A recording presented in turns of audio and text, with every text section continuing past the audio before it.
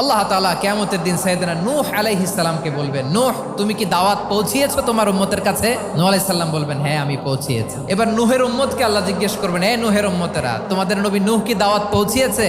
নূহের উম্মত বলবে, না আল্লাহ, কোনো দাওয়াতও আমরা পাই নাই, আপনারাও চিনি নাই, জান্নাতও চিনি নাই, জাহান্নামও চিনি নাই। নূহ আলাইহিস সালাম বিপদে পড়ে যাবেন। তখন আল্লাহ বলবেন, নূহ তোমার পক্ষে কোনো সাক্ষী আছে? নূহ আলাইহিস সালাম বলবেন, আছে। কে?